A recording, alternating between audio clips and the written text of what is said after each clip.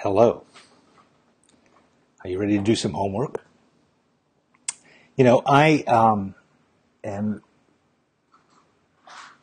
have a lot of feelings about this particular class, and we are doing things we haven't done before. So I hope that you feel that way too, that you're learning new things, that you're trying new things, that you're overcoming obstacles that you've had. That's a lot of what this class is about. I think it's about really learning in a sort of incremental way. There's lots and lots of videos this first week. You've probably noticed. I think there's 33 or some of them. And they're short. A lot of them are pretty short. And it was interesting. I noticed that some people were saying, oh, I wish that you could put it on autoplay so that the next one would just start up as if you were like binging episodes of Seinfeld on Netflix, which is understandable. I mean, it's fun. There's a lot of it. There's there's Kramer-like characters, and there's a lot of fun to be had. But I personally find that this course is deceptively simple, and that there's an opportunity to kind of sit and watch stuff. But the real way to learn, from my experience, is to try stuff out, to actually do it. And, there are a lot of things that I learned just in the process of, as we were producing this. I thought it's interesting to watch these videos. It's interesting to even watch the teachers when you're there in person shooting it, as I was, to sit there and to watch, these people do these amazing things. But you want to try it out yourself. And I feel like a lot of these videos just have that, that invitation to do what the teacher's doing and see, like, what would that be like to actually do it myself? I mean, one thing is to do that amazing painting with the cherries and the box. Forget about that. But I'm talking about just doing like simple things, like trying out all your brushes, trying out all your colors, and just learning about them. I'm glad to see that some of you are saying that you really love this class. And that it's an opportunity to, I'm just going to share some of your comments. Here, Esther says she loves this course, and it's made her play. That's really good. And I think somebody else also said out here, yes, Janice said that the short topics make the short videos make finding the topics easier. That was part of our idea too, was to say, sure, we could gang up a whole bunch of videos into one long video, but having them individually so you can go back and redo them, that's just kind of the way that we thought it would be best. And that's certainly the way that I've been enjoying it. So what I'd like to do today is, hopefully you're all learning about color mixing this week, learning about your colors. And if you'll hang on one second, I just want to get my sketchbook, because I realized I forgot one sketchbook which I want to show you. So hold on one second.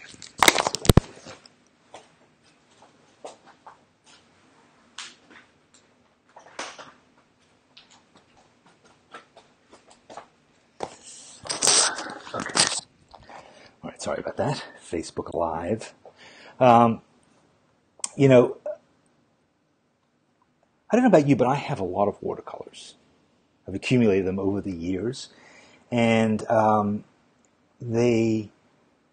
bought them for different reasons, or I bought them kind of with different fantasies, like, oh, I know, I'll buy this color. It looks really great. I'm sure I'll be able to use it. Or I saw some other artist I know using one particular color, and I was like, let me buy that particular color that they use, and maybe I'll be able to paint more like them or something. And so let me just switch here. So like I have a lot of things like this. Like this is a cigar box full of just Daniel Smith ones that I think that Daniel Smith may have sent them to me, or a friend may have sent them to me. A bunch of samples, and some of them are very weird colors that I don't particularly find helpful. They have like strange things mixed into them, and I don't know. I just never got into Daniel Smith watercolors for that reason, because I just got too many weird ones. But it's a reputable brand. It's one of the best in the world, but just somehow didn't turn me on that much.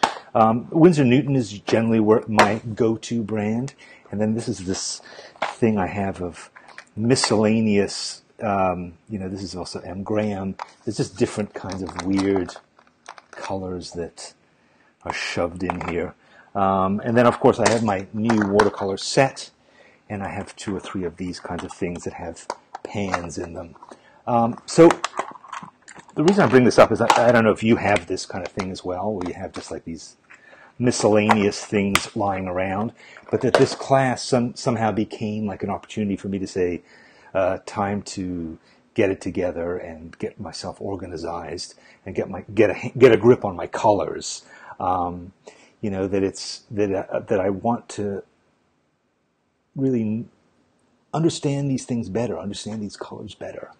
It's easy to just sort of look at, for instance, something like primaries. Like that thing about primaries sort of blew my mind. Like, obviously we all know red, yellow, and blue make virtually every color, right? We all understand that.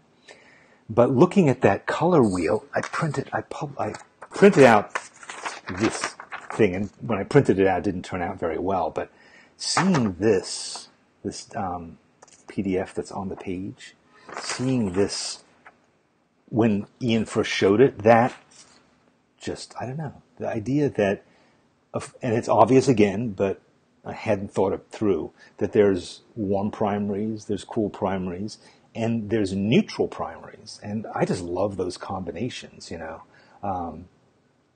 those combinations of colors that came up, in those wheels. And so I thought, like, that's really what I want to focus on. I mean, I've done a few other things that I'll show you just in this process of doing it. But, I hope that you're using this week to just play around with your stuff. We're not doing paintings. I mean, you can do one, of course, but I just feel like there's a lot to learn about just these basic tools, that like getting the rules kind of worked out. So, like this is my most recent sketchbook, and I did. Well, this is my my Winsor Newton set that I showed you before. So I just kind of put all those things down, and then this is this giant set that I got, which is Kuretake. These fairly inexpensive watercolors, but there's lots of them, and they're quite nice and bright. And then this is another page that I made where I just said, let me just compare the Kuretake and the Winsor Newton and do sort of various swatches like Ian did. But I mean, honestly, I wish that I had done nice ones the way he did it. I'm just not a disciplined or neat enough person to make those perfect little swatches that he did with the cutout. But anyway, and then there's this where I mixed a bunch of greens. Some of you may have seen this in our demo that we did. We did a Facebook Live last week, Kosha and I, and we mixed a whole bunch of, or I mixed a few greens, but I made this sort of chart where I took cerulean and lemon and cadmium yellow, and I mixed them with cerulean, and then I mixed them with ultramarine, and then I mixed them with Prussian blue, and then I mixed a couple of grades just to fiddle around with that. So I'm sort of going to take off on that. Yeah, here's my not as good demo that I did fooling around with that. So anyway, let's not talk about that any longer. But today I thought what I would do is I wanted to try out those color wheels that Ian did, and when I rooted through all of my various boxes of watercolors, I realized I don't really have those colors that he has, and so to splurge, I went to Blick and I looked for those colors, and it was actually kind of challenging to find those exact colors. The local Blick art supply store, a couple blocks from my house, they have an entire huge aisle of watercolors, and they have every manufacturer: Graham, Winsor Newton.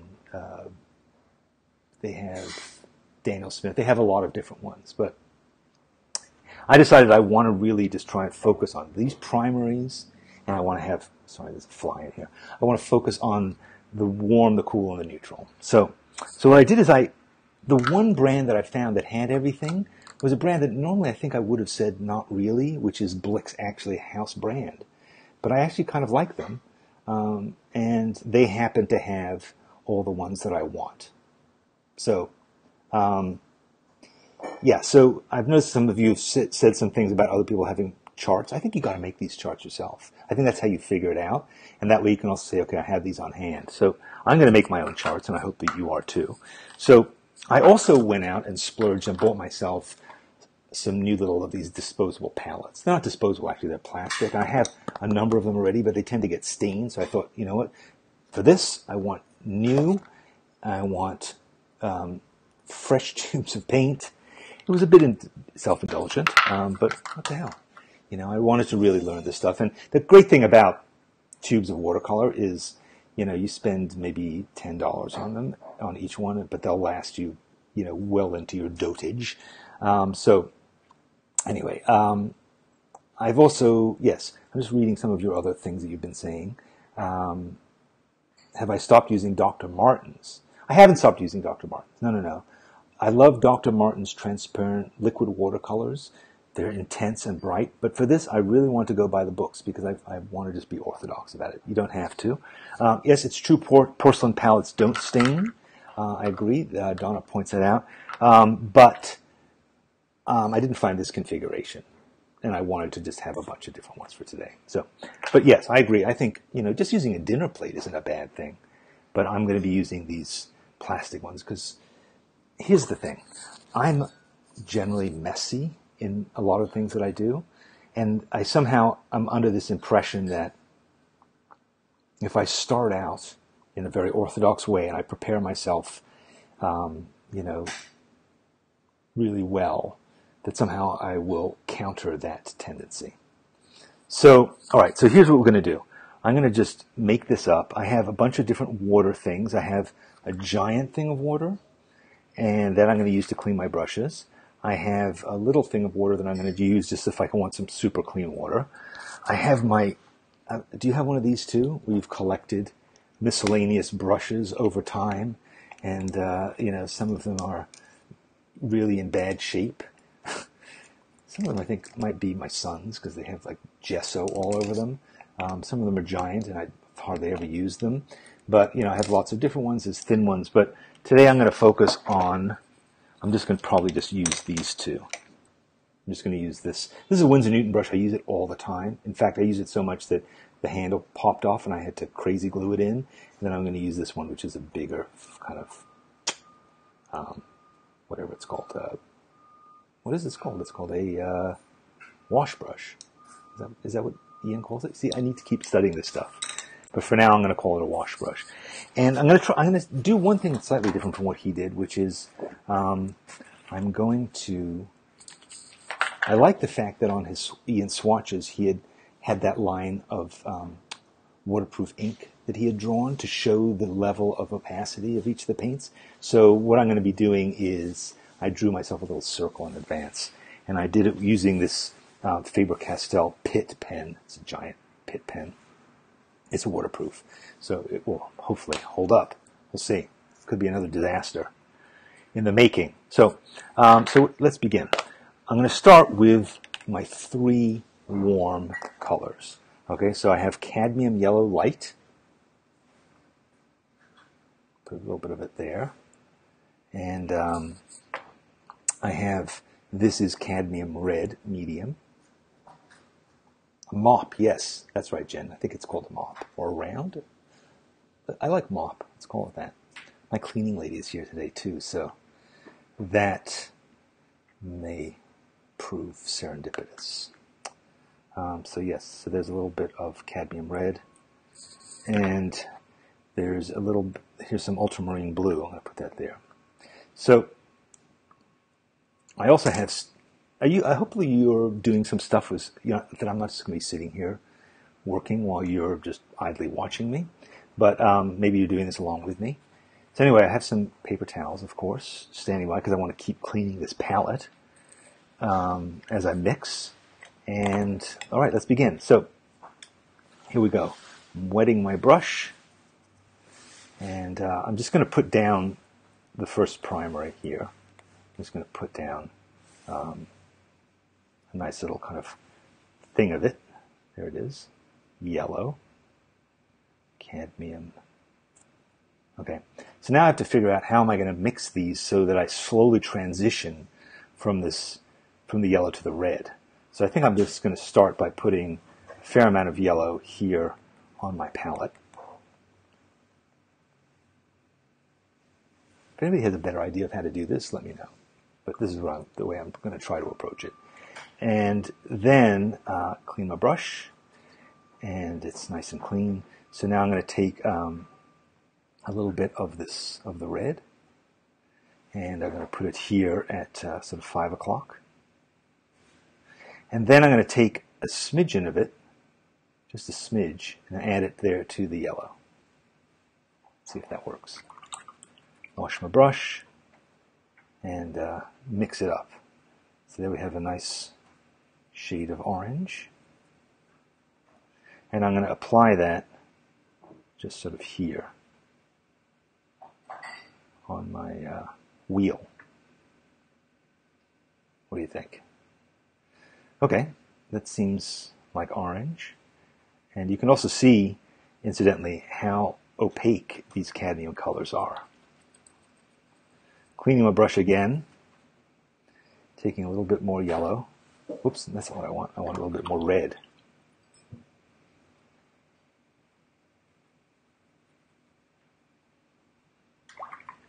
I think I do need a little bit more yellow, though, because this is not proving to be a middle ground. There it is.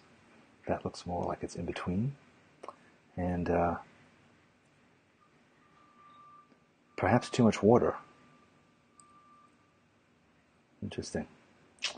Yeah. I'm getting anxious about this, to be honest with you people.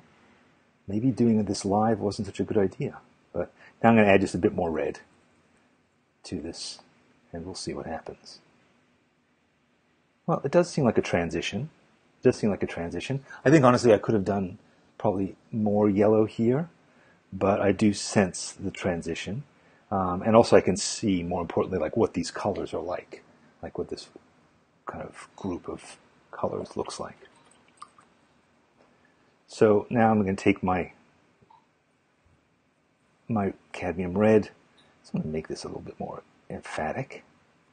And do you have any suggestions? Yes.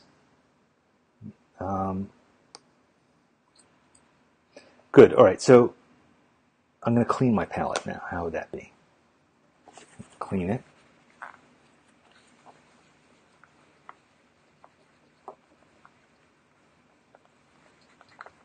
All right. It does. Is it repelling the water pigment? I noticed that Donna says it looks like the permanent ink is repelling the water. No, it's not really. It's just being covered by it. Oh, I see what you mean. Yeah, it is sort of.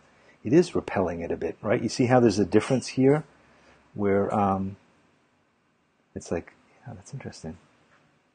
Something to think about. Okay, so now let's try. I think I need a little bit more of this red.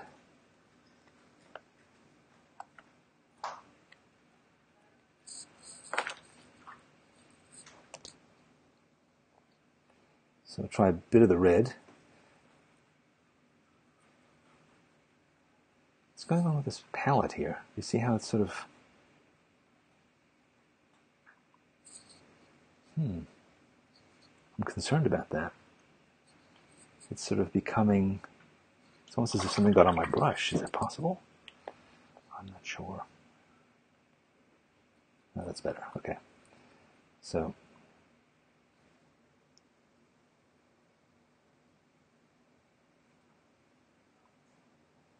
Nancy says Sharpies repel too, less noticeable if you let it dry overnight or a couple of days before watercoloring.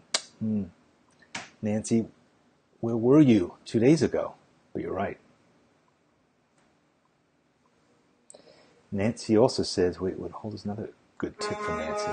She says wash and sand a plastic palette a bit before you use it so it doesn't bead up. Is that what it is? It's like there's probably some like surface thing. You know what? Was the black line, Marlita says, was that the point of the black line in Ian's swatches, the water resistance? I mean, no, I think it was the opacity. I think it was to see, can you see the paint? Can you see the line through the paint? Something interesting to know about. All right, so I'm going to have to persevere. I may have to go back and use one of my old palettes for the next color, just because this is not very nice. So anyway, let's try a bit of the blue. Let's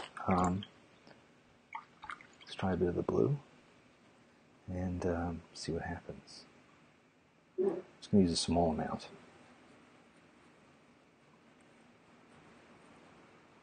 Yeah, again, that red is really powerful, isn't it? It's really powerful.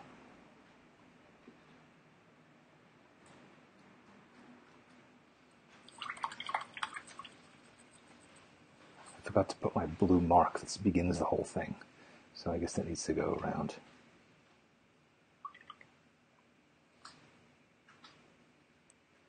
Around here.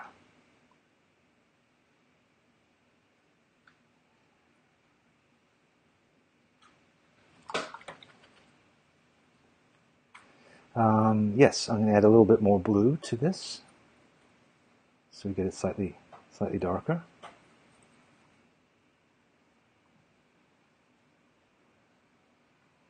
I mean, this blue is definitely not as powerful. This ultramarine blue is definitely not as powerful in terms of its opacity, and it just seems overwhelmed a little bit by the red. Let's see what happens now if we do just another soupçon.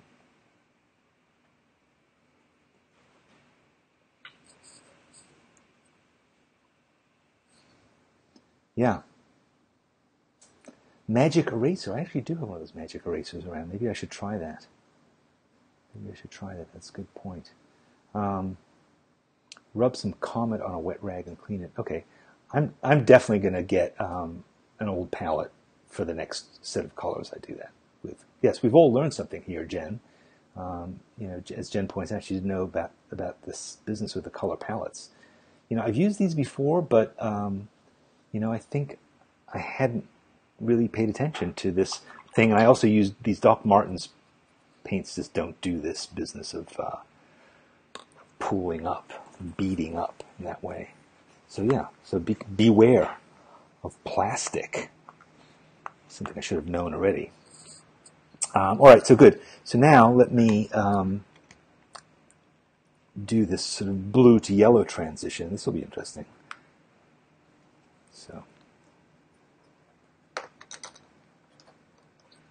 So here we go. A bit of blue, a bit of yellow. So I think I'm going to work my way from the blue to the yellow. And yeah.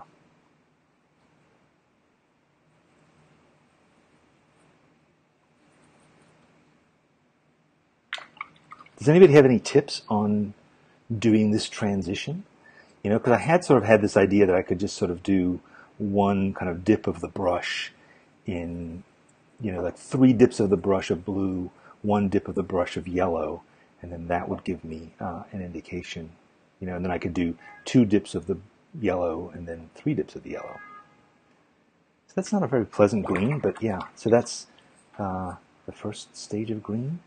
Now I'm going to add another bit of yellow to this color that I'd already mixed up, and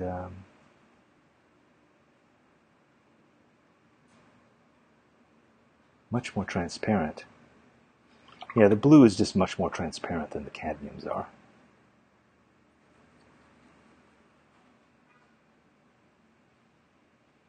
Oh, it's a bloody mess.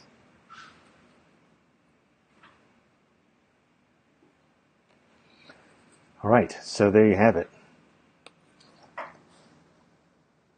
Sort of works. A dot of blue and a ton of yellow. Is that a scientific thing? Scientific ratio, Mary? I'm not sure. Chris says the start will be the less dominant color. That's interesting too. So the first color you start with is less dominant, yeah. Start with a less dominant color, in this case yellow. Boy, Nancy, you know a lot about watercolors. I'm glad that you're here. So good. All right, so this has been a learning experience, which I guess is the point of study hall, point of homework. So if you'll bear with me for 1 second, I'm going to go clean my water. I'm going to get one of my old palettes, and I'm going to bring up the next set of primaries. So hopefully you're still with me. Looks like some of you are. So hold on 1 second. I'll be right back. Talk amongst yourselves.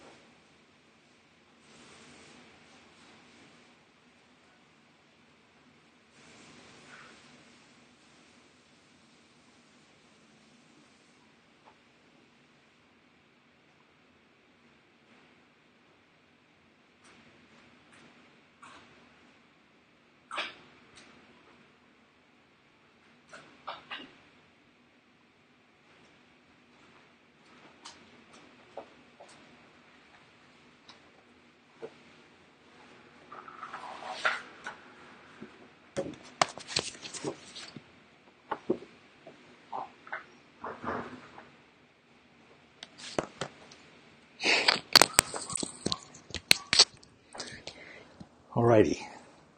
Now, let's see what you have had to say in the interim.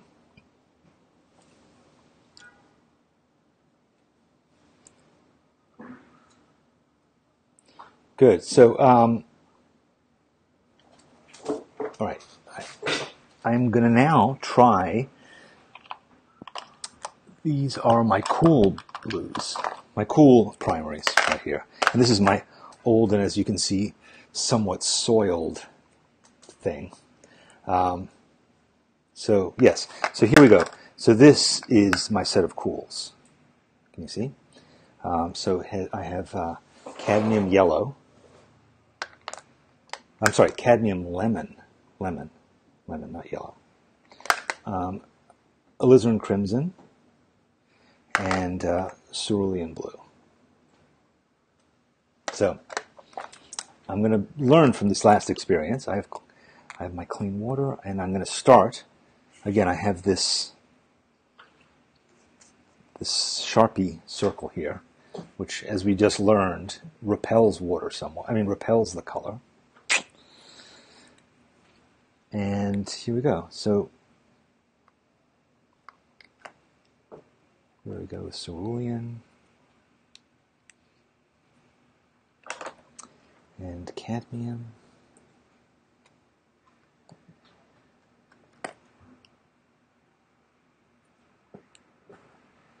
I do like the names of colors. I mean, they're just, particularly watercolors, they just are so interesting.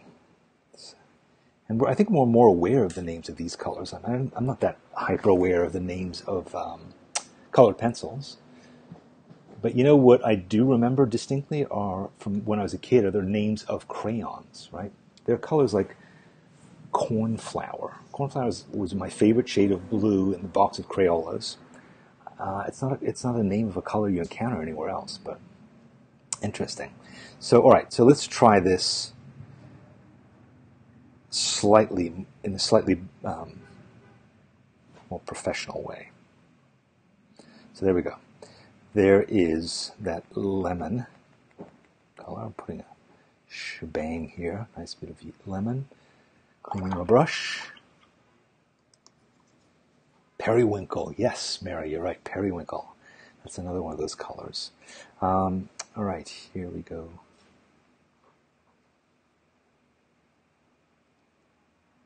All right, so I'm going to... So did we say that we were going to put the dark into the light? Yes. We're going to start with a less dominant color. Now we're going to add... ooh, that's a nice orange.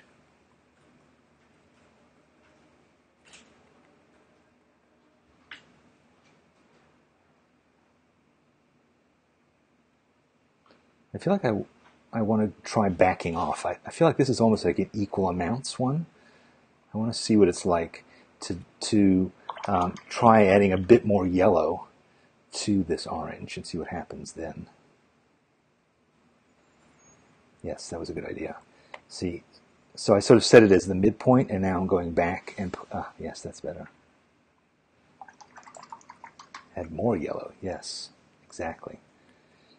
So, and now let's try a little bit more red. So this is certainly, there it is. It's basically just turning into a lighter form of red. It's not really even orangey. But as you can see, it's much less opaque. This red is cadmium, isn't it? No, I'm sorry. It was alizarin crimson,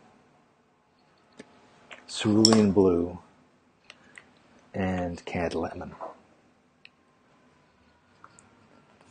Put them right there so we remember them. Okay, good. So let's see what happens next. Next, we're going to try the cerulean blue.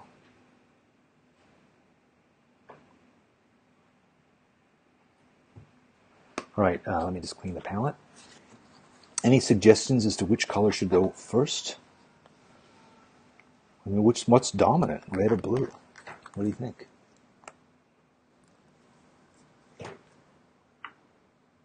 Wipe a bit of the water out of your brush as you proceed. Yeah, oh, that's true. Actually, my brush is probably way too wet. Way too wet. I'm going to try drying it. Okay. Let's see. So I'm going to try the blue. I'm going to start with this blue. My brush is still pretty wet. It's true. Blue first, yes. Uh-oh.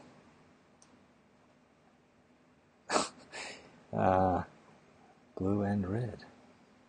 No, Nancy, I am immune to being yelled at. I was abused as a child, so, you know, nothing bothers me or phases me anymore. All right, so there we go. I'm going to add a little bit of this crimson. Man, that thing is dominant. Look at that. Immediately, it sort of sets the tone. Whoosh. I mean, that barely feels like there's any blue in it. Man. Now let's put a bit more red in and see. I mean, I think this is not good, right? I mean, that's brighter. Yes, certainly when you add more red, it's brighter. But I don't feel like I really managed to achieve a good shade of blue. You know what I'm going to do? It's not exactly cheating, but what I'm going to do is I'm going to just try seeing if I can mix something that's a more blue-purple and putting it kind of in between here. Yeah, see, it is possible. All right.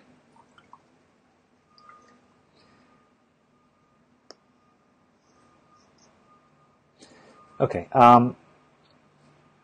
You know, those of you who know a lot about watercolors are probably scoffing and choking with laughter at this point, but so be it. Never pretended to be an expert on anything. I just happen to be the principal of an art school. It's not like I know anything, right? Jeez. Okay, here we go. Now, we are going to try mixing shades of green. I know what you're going to say. The cerulean blue is going to overwhelm the yellow, and I think you're right. So,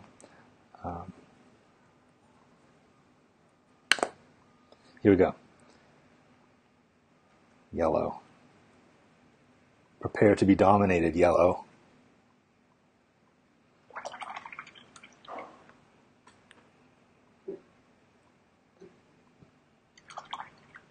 I'm afraid now. I'm afraid of adding anything to this beautiful color, but there we go. Be brave. Be brave. Right. Slightly greenish. Now a little bit more. Just a tiny bit more.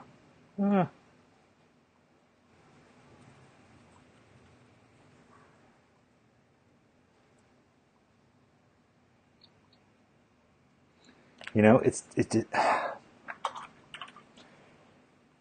is what I was saying about my inability to be methodical and neat. I'm manifesting it here in front of an audience, which is both humiliating and sobering. Because what I'm finding is that it's very difficult to make my yellowish green turn any bluer. Could that be an indication that cadmium yellow is, like all the cadmiums, just an overwhelmingly powerful force in the universe? And that cerulean blue is pathetic. I mean, it gets overwhelmed by everybody. We saw it here getting overwhelmed by alizarin crimson, and now it's getting overwhelmed by cadmium lemon. So, something to think about. But I will say, hold on a second. Let me switch to this for a second. This view. I mean, look, it is interesting to see the differences between these colors, right? I mean, first of all, these ones, these warm ones, are much more intense than these cool ones. And the cadmiums are just a real force to be reckoned with. But again, some really beautiful colors in both ranges. And yeah, interesting. Okay. What is the definition of cadmium? You know, I think that a lot of these terms refer to the sources of the pigment. Could be. What else? Lemon yellow is great for me. So, I think that this has been an interesting learning experience, and I want to do a third one if you guys have the patience to deal with me and my ineptitude here. So, also, by the way, notice how this palette did not misbehave. This old trusty palette that I doubted did not misbehave. So I think I'm going to do another risky thing, because again, in my desire to be methodical, I'm about to violate another rule, which is I'm going to put my neutral primaries on the same palette. And just please remind me so that I don't suddenly start mixing them, which will be a disaster. But,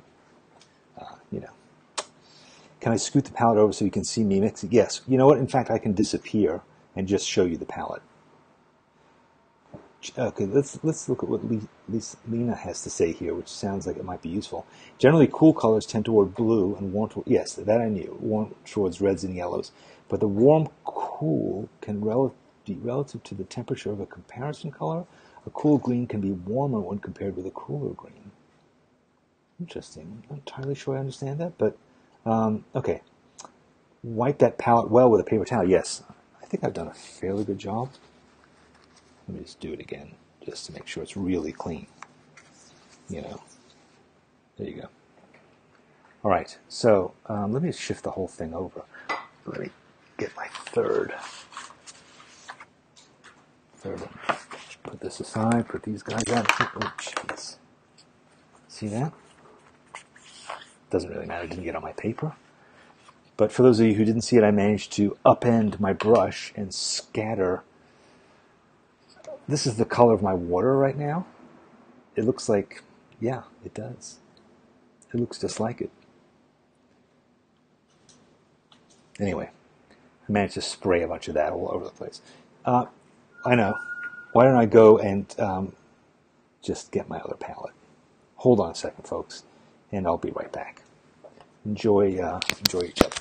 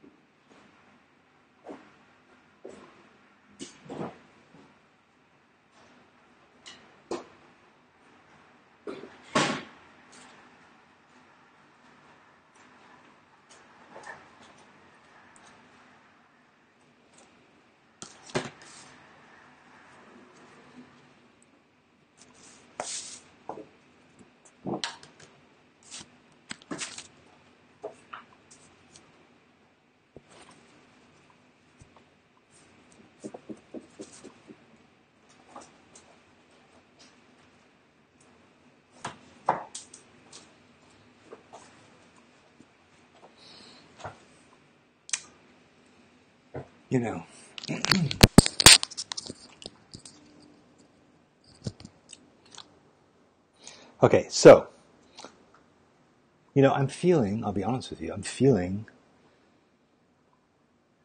like I'm making a fool of myself in front of you because this has been so inept. So I wanted to show you this book. It's called Watercolor, Paintings by Contemporary Artists. Right, that would seem like a definitive book. It's a beautiful book, by the way, too. And it has, I'm going to switch to a full screen view of it so you can see. So yes, it's a beautiful book and has lots of stuff in it, lots of different artists of different kinds, and look, these are some of my watercolors. professionally done. A lot of them painted with Doc Martens, transparent watercolors. These are some other people's watercolors. They're just beautiful. Just to see all the different kinds. Look at that.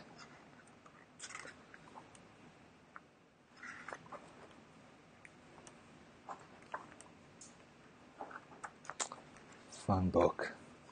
She paints the spines of other books. Yeah, it's a nice book. Published by Chronicle, watercolor. So, for those of you who are wondering, all right, so, got my palette back. Here it is. And now we're going to work with neutrals. So this is lemon yellow. Not cad lemon, but just regular lemon yellow. This is the unpronounceable quinacridone red. And here we go with phthalo blue. So when you lay them down nicely together, they are neutrals. Here we go, neutrals.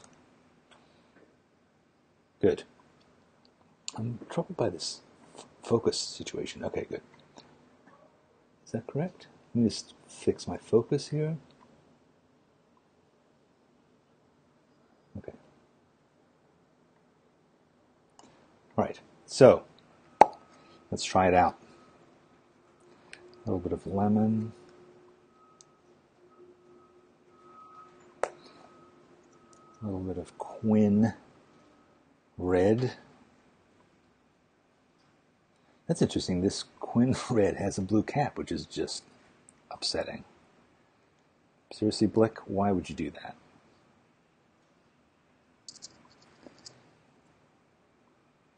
Whoa. All right, so none of these are CADs.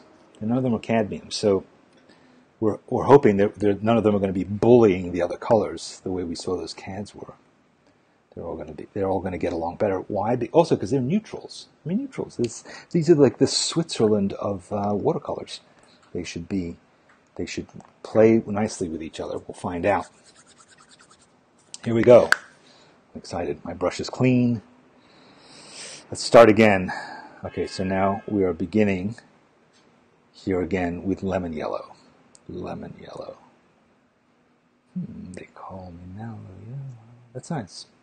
All right. Ooh, that is a nice color. You know, and I seem to remember from when Ian Sidaway showed us his color wheel of neutrals that I thought those colors that were mixed in that color wheel were the most beautiful. I don't know how you felt. They were bright. They were decisive. They weren't murky. They were nice. Okay, so now let's see what happens. I'm going to be very careful here. I'm just going to put the tiniest. Can you see that? It's the tiniest amount. Okay, let's see what happens. Oh, not too bad. It's not bludgeoning it into submission. There we go. Look at that. That is nice. That's nice. Okay. Trying a little bit more. Again, a very pleasant hue. Yes. Clearly, neutrality is my favorite position. Very good. I'm pleased with all these colors, and I'm pleased with this process. Now I just want to add some pure quin to the register here so we know what it is for reference. These colors are also not obscuring the black line, which is a good sign too. All right. Phthalo blue, everybody's warning me. Phthalo blue is very strong. Let's see. The force is strong in phthalo blue. What are we going to do? I'm terrified now. I feel like I'm releasing a python into the chicken's coop. A python, really? A rabid fox into the chicken coop. See what happens. Be brave, old lemon yellow. Putting you down there. Let's start. We're going to work our way towards the greens. Okay. Gulp. Let's see what happens. Boy, people have me terrified now. Yup. The tiniest a bit, but what a beautiful color. What a beautiful color. Look at that. It's almost fluorescent. Okay, a tiny bit more. Tiny bit. Tiniest bit. There we go. This is like cool. This is like lime Kool-Aid. I think I have to put a tiny bit more. This is like cool limeade. Is that? No. Lime Kool-Aid. Sorry, my brain tumor's acting up. There we go. Very good. Okay. Let's try one more smidge. Another 10 cc's, Doctor. And, ooh, this is a beautiful sort of, like a oceanic turquoise. Very nice. Very nice. All right. And now just pure blue. Pure. Just pure. There we go. That looks great. You guys can't see, honestly. This webcam is not capturing the degree, the pulchritude of these colors. They are bright, colorful. It looks really good. It looks really, really good. So now let's try the collision of blue and red. So what do you guys think? You think that the red is going to immediately be overwhelmed by the blue? All right. Jewel tones. That's the word I was looking for, Chris. Jewel tones. The dulcet tones of the jewels. Okay. Here we go. Let's try it. Let's try it. Red. I'm getting crazy with the red. Putting a lot of it in there. Let's see.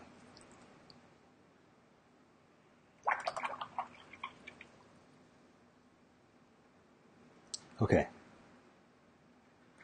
Saw that. It's almost like I'm waving the brush over the blue. I'm so afraid of adding it. But here we go. I'm doing it. Yep. Immediately. It grabs it by the jugular and wrestles it to the ground. Oh, you blue. You are a powerful creature. Let's see what happens. Yeah, you see? It's like it hit that wall immediately, and it is not making it any more purple. Let me just try a little bit more blue. A little bit more. Come on. Oh, no. What have I done? Yes. So this, okay. That's not bad. Boy, that is just a really nice color wheel, if I say so myself. I like that. I'm happy with how that turned out. So, how have you guys been trying this out? Maybe you could load a picture of your color wheel onto the comments. You could check it out. I think that's possible. Facebook, yes. So, what have we learned? We've learned, I think, that neutrals are beautiful. I'm not neutral on neutrals. I am very much of a fan. So if anybody would like to buy these warm and cool tones things, I will be selling them at 7 cents on the dollar. I'll bring them with me to SketchCon. How's that? Because I believe a lot of people are going to be bringing their old art supplies to SketchCon to trade. That sounds good. So what colors am I using now? I use lemon yellow, phthalo blue, and quinacridone red. You can see them right here. Those are neutrals, for those of you who had to step away. What shade of phthalo blue? Just plain old phthalo blue. Is it green or red? I could not find plain. Well, this is plain. It's Series 1 Blick. You see, I noted that it's a neutral there. But as far as I can tell, my glasses can't tell. It's it doesn't really say on it what it is. It says PB15-4. Not sure what that means, but yeah, that's it. Phthalo blue. It's considered neutral. So it's not green or red, it's just neutral. Yeah, so hopefully that makes some sense to you. Neutral meaning that it's neither cool nor warm. So there is phthalate blue and phthalo green as well. Yes, I've noticed that. There was a range of different ones, but I managed to... Is there an alternative to quin red? I don't know. I don't know this at all. You know what? Tomorrow. Tomorrow is the webinar. Just to be clear, this is not the webinar. This was an embarrassment, amateur hour. But tomorrow is time for the professionals. So my colleague, Kosha Kona, will be interviewing the master, Ian Sidaway, our teacher this week, and he will be answering all these questions. And I'm sure he will be answering them in, with his nice accent and his nice beard. He will be answering all of our questions. So, I think I might be popping up and saying, what are these other options? Because this felt like an important lesson, but it also felt like there were more things to clarify. And I think also, honestly, that maybe we shouldn't be expecting answers to all these questions. Maybe we should discover them, just like we did here today. Maybe that's really the answer. Is like, I think we all have this notion that experts and teachers know everything, and they can just tell us what to do, and we can just do that. I think also we can tend to get overwhelmed by technical considerations, and we can say, I need to know the exact formula, I need to know the exact material, but the fact is, we can discover it, we can blunder through it, we can try it, fail at it, try something else, and discover something new, right? I mean, that is what learning is all about. So while it would be nice to ask Ian all these questions tomorrow, I think we can figure this stuff out for ourselves too. Because right now I'm looking at these colors, I'm thinking, these are some really good colors. Like, I'm planning to paint with these colors. And I'm hoping that I now know basically how to remix them. I'm not perfect at it, but I have the sense of how to get through. Let's just have a cavalcade of color wheels. What do you say? I like a cavalcade of color wheels. You wouldn't think that I was a copywriter for 30 years, would you, folks? But I was. Here, let me give you the full spectrum here of spectra. The spectrum of spectra. Look at that. Look at that. Oh my God, you see what I just did? There you go. Danny Gregory at work. Yes. There it is.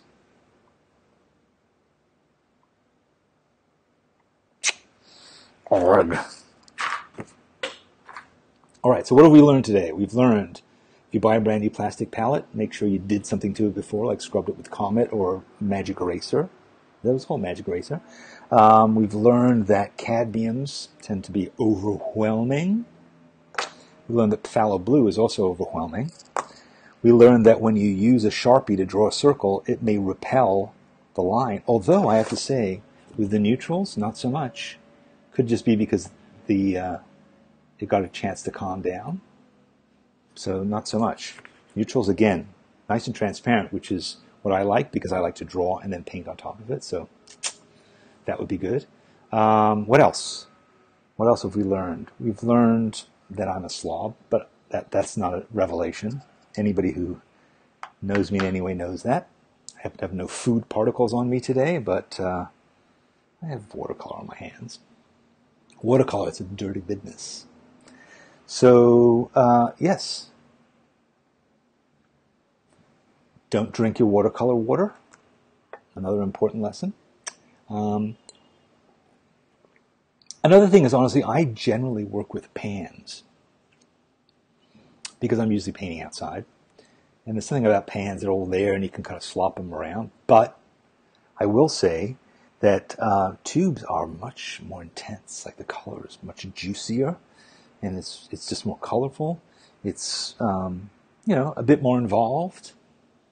I'm used to like just grabbing the old Winsor Newton and just like slopping around in it. You slop around in it, but there's certainly something to be said for these colors and how beautiful they are. So yeah. So anyway, normally if you guys have ever seen study halls before, we film them, we cut them, blah blah blah. But I think we're going to try this for the rest of Watercolor Rules. I hope it isn't too tedious to watch, particularly if you didn't watch it live. But and I also hope that you're going to have fun with the rest of your homework. I've just done one of the assignments. There's a lot of other things: painting neutral grays, painting a beautiful scene, testing out all of your brushes. Honestly, it could take you a good month just to do all the homework from this week. But each of these videos, I feel like, has a lot of stuff to learn from it. So try it yourself. Don't just watch it, but try it. Try doing each of these things. And I think you'll learn so much. I mean, look what I learned about color wheels that was way beyond what Ian was able to show us in that short thing. So play around, play around, break the rules now that you know what they are. I mean, I feel like I know what they are. I try to live up to them, but it can be challenging. But I also learned what to be wary of. And that's another thing you learn by experimenting, like what to avoid working through. So, good. Well, thanks very much for joining me today. It's exactly 1 hour. I managed to knock through these 3 demos in an hour, which is, I don't know, I feel like Bob Ross minus the afro. So, guys, thanks very much for joining me. And we will post this. We will share it in the classroom. And we maybe we'll put it on YouTube. And of course, you can watch the rest of it on Facebook here. So if you want to, just listen to it while you're drawing. Speaking of listening, posted a new episode of the podcast today talking about 7 deadly sins. So if you want to check that out, you know how to do that too. Thanks very much for joining me. Have a lovely day and enjoy watercoloring. It rules. Watercolor rules. Arrivederci.